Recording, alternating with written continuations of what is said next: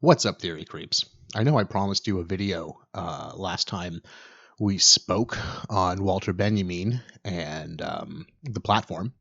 I am still working on that, but it turns out that focusing on day 56 of a lockdown is really not easy. And also, I'm learning as I read what Walter Benjamin has to say about allegory that I really don't have any context for what he's talking about. He's really focused on Baroque tragedy, German Baroque tragedy, which is not a genre of drama that I'm particularly familiar with. So I'm currently reading Cardenio and Celinde by Andreas Griffus. It's fun. Yeah, German tragedy. Who knew? Anyway, taking a break from that, and I was looking through my YouTube feed, my my main page thing, and I saw this video by Plastic Pills. And if you're not familiar with him, he runs a very good postmodern theory channel where he discusses, the same theorists that I talk about for the most part. And this video, if you're familiar at all with my content, is really kind of within my wheelhouse. So I feel like I have something to say about it. But before I dive in to my response, I just want to say that, like I said, it's a great channel. He's a great creator. I really recommend you check him out. Celebrity is a form of sorcery. It's a particularly prolific example today of hyperreality, from which even the strictures of quarantine offer no reprieve. So it opens like this, which immediately, if you're familiar with my content, is going to trigger me in some way. Sorcery is a complicated word, and I feel like, and again, this is how I'm interpreting his video. I'm not sure if this was his intention, but it feels like sorcery in this context is meant to undermine the reality of celebrities. I mean, you can see the kind of negativity in his interpretation of celebrity, like right off the bat, right? It's something that we would need reprieve from. Like there's an assumption built into all of this phraseology that celebrities are bad, that they're the enemy. And I think that's especially apparent in the next clip. Celebrities, the brave few souls we hate to love. As a caste, their function is to generate and routinize acceptable opinion. They resemble human beings, but don't be fooled. Okay, so I don't really want to get too much into the whole status quo thing. I think he's right for the most part that celebrities do kind of support and kind of hold up the status quo as things exist. But what's interesting about this clip for me is they resemble human beings. What's that supposed to mean? I feel like everyone in my life just resembles a human being. Like that, the implication is that if someone resembles a human being, they're not a real human being. So that implies that there are real human beings out there. It's like he's saying that there's a non-hyper reality out there somewhere, like celebrities, participate in this hyper real, very representative media landscape. And then outside of that media landscape, there's a real world that the rest of us normal people participate in. And I think, especially in the age of social media, that's not a distinction that's very easy to make. We all kind of form ourselves and make our identities using the tools of celebrity, social media, self-presentation, self-manufacturing, kind of self-branding. This is something I see people in my day-to-day life doing constantly.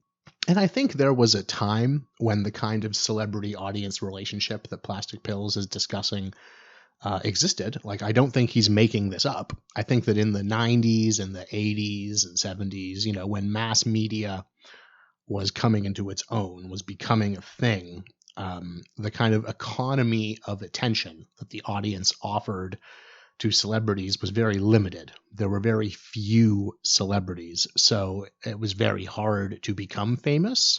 like I said, the economy was very small. The market share was dominated by the market share of attention, of screen time, was dominated by very few people. So you could have people like, to use a 90s example, Britney Spears, who kind of came to dominate the media world for a pretty long time. The news, entertainment television, like MTV, like all of these mediums were extremely popular. They were the primary source of media for most people in the 90s, and Britney Spears was all over it. Now, to stick with the kind of Britney Spears model, Plastic Pills talks about Taylor Swift, or at least he shows us pictures of Taylor Swift. Now, Taylor Swift, in my assessment, is a lesser celebrity than Britney Spears, not because of who she is or what she does, but because of the media landscape that she occupies. Taylor Swift is every bit as famous as Britney Spears in the primary celebrity world, in the world of MTV and, Entertainment Tonight and that kind of thing. She's huge. But Britney Spears didn't have to compete with social media. Taylor Swift is a lesser celebrity because she participates in a lesser media platform than Britney Spears did. Again, at the time of Britney Spears' fame, her platform was the primary one. Taylor Swift is on a secondary platform now. The internet is absolutely where most of us get most of our content from. Even my dad doesn't have cable anymore. He watches YouTube. He watches Netflix. He torrents and streams just like I do. So Taylor Swift and television and Hollywood, they're underneath the internet now. And the fact that the internet is this like egalitarian, that's a complicated term. The internet isn't really egalitarian, but it's more accessible than Hollywood. It's more accessible than MTV. So in that way, I think Plastic Pills is kind of ignoring a pretty serious complication of the celebrity cast being an exclusive class. Celebrity is a modern phenomenon, but there is a primary precursor in religion called charismatic authority, according to Weber. Charisma in Christianity was a supernatural gift granted by God.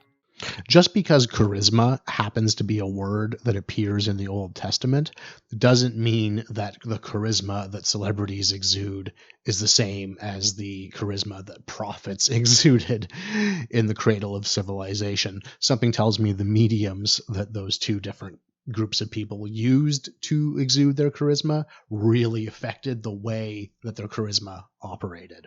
Whether you're on YouTube or you're chiseling a cuneiform tablet, your relationship with your medium completely defines how it is you communicate. A really great example of this is the Nixon-Kennedy presidential debate. It was the first presidential debate that was ever televised, and everyone was convinced, because every presidential debate previous to that, well, not every, but for the past little while, every presidential debate had been recorded or broadcast over radio. So everyone thought that Nixon was going to mop the floor with Kennedy, because Nixon was this experienced statesman and Kennedy was this young kid who didn't know what he was doing, who had kind of a weird accent, whereas Nixon was very serious and had a very serious voice. But the truth is, when you put them on camera, Nixon's this like twitchy, nervous, sweaty old man with liver spots, and like he looks like a demon, whereas Kennedy, as everyone knows, is this like tall, chiseled, young athlete of a man. So of course, if you were to record their voices, Nixon would come across as better. But the nature of charisma changes with the medium that you're participating in. So I'm just not sure what the point of talking about biblical charisma is when we're talking about audiovisual Hollywood celebrities. Like, they're completely different things. I don't know if this is what Plastic Pills is trying to do, but it feels like by associating the kind of charisma and the kind of attention that celebrities receive with a biblical concept, he's trying to make it seem more suspect. I'm sure that most of his audience is atheistic. He's probably an atheist as well. I'm an atheist. Most of my friends are atheists, but I don't like to make a big deal out of it. I think that religion has a lot to offer people. It does a lot of harm to the world, but especially religious writers, philosophers, you can't just kind of dismiss them. And I think a lot of religious theory and spirituality in general has a lot of value in our day-to-day lives. So the connection that he's trying to make between spirituality and celebrities and sorcery and magic and supernaturality, for the atheist, for the scientist, these are bad things. And I suspect that that's how he sees what he's doing, that he shares this atheistic, secular kind of perspective. And as a result, when he associates something in his own mind with religion or supernaturality or magic, I expect that that's a kind of denigration for him. I don't know. I would love, plastic pills, if you're watching this, I would love for you to clarify what you're doing there, because I know that that sorcery also has a lot of kind of positive implications in postmodern philosophy as well. You've got like the Society of the Spectacle, which I haven't read. I should. I know I should. Baudrillard calls the phases of the image, which begins with a profound reality, a real reality, and is increasingly detached from that reality as time goes on. Mapped here, the celebrity is what we call a sign that masks the absence of a profound reality. So here he's actually using a very traditional approach to semiotics, and I think that's why he calls it anti-semiotics, the celebrity kind of mode. But yeah, this idea that the celebrity is a sign that traditionally would represent their personhood, but in the hyper reality of the celebrity world, their personhood becomes secondary to their sign, and their sign starts to only represent themselves, and eventually their personhood, their body, comes to represent their sign. So he's talking about a kind of reversal of the traditional word use, the way that language traditionally works. I think that this notion that in the real world, in the physical non-celebrity world, you have things and then you have words that represent them as secondary objects, as ancillary or as supplementary. I mean, again, if you have any familiarity with my channel, I'm sure you'll know that concept is pretty suspect for me. I don't think that you can necessarily separate a sign from an object, and I don't think that you can necessarily say that a sign is lesser than or comes after the original object. That's a distinction that I'm just not super comfortable making. Today, the celebrity is merely a vessel for their own sign. Their personhood and their sign are somehow related, to be sure, but even celebrities are beholden to themselves as sign. Instead of their sign representing them, they come to represent their sign, that which seduces the mass.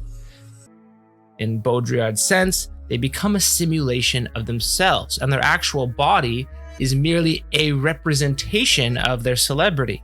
One representation among many others. So he's trying to divide a lot of things, right? Their personhood and their sign, he says, their personhood and their sign are somehow related. But, he goes on, like, their personhood and their sign are the same thing. You are as you represent yourself.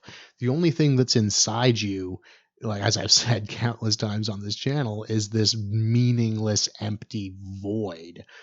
Your personhood, your reality, the authenticity of your being is emptiness.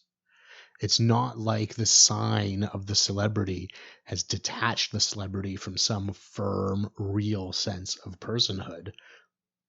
You don't need to be on screen to not know who you are. And this is the control that power offers.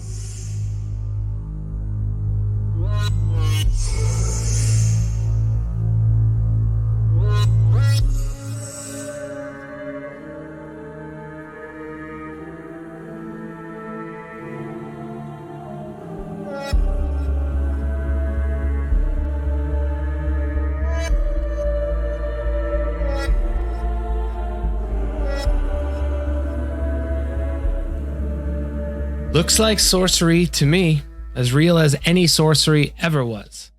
So this clip is pretty cool. Like, honestly, as a very bad amateur YouTube creator, I really wish and I hope to one day be able to generate a clip that's as visually and audioly interesting as this one. It's very Adam Curtis. It's cool. Very good job.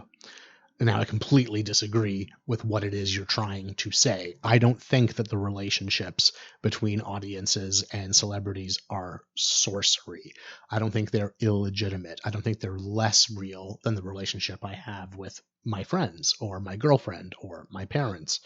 I think that any relationship, representational or personal, is equally mitigated, is equally distant.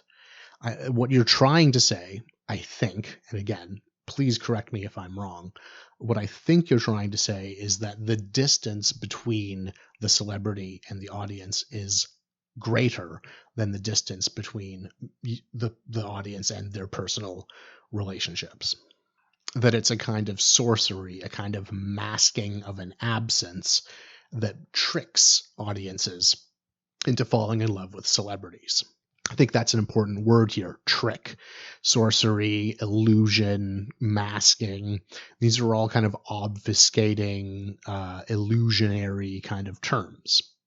And I don't think that is the characteristic that really best defines, or I don't think that that's the best term to define celebrity audience relationships. I think that they're every bit as authentic and every bit as real, which is to say, not at all real, not at all authentic, as our interpersonal physical relationships.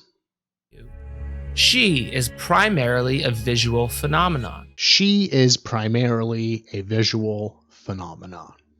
Okay, so obviously my relationship with my girlfriend, for example, is not strictly a visual phenomenon. It's also a physical phenomenon. But what are you trying to say when you say that she, Gal Gadot, is strictly a visual phenomenon? Are you trying to say that physical phenomena are more authentic? Are you trying to say that the more senses that are involved with a relationship, the more real that relationship is? A vision that rarely appears with its own voice and never passes the barriers of the intimate senses. Do any of us ever appear with our own voice? I mean, like, again, this is a kind of authenticity of the immediate. This is an authenticity of the personal, the physical, the internal.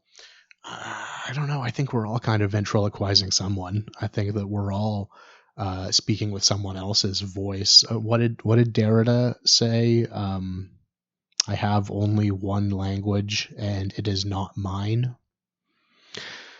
And I can never remember who said this next one. Was it Walter Benjamin? I don't know. It came out at some point in my undergrad. All language is colonial, right? So is it possible for any of us to speak with our own voice? I think that we're all in the same position that Gal Gadot is. This is why the celebrity is not a real person. This is the assumption that really drove me to make this YouTube channel in the first place. If celebrities aren't real, if social media isn't legitimate, if the internet isn't, and virtual spaces in general are not real spaces, then what does that say about non-famous people, about physical spaces? It means that they're real.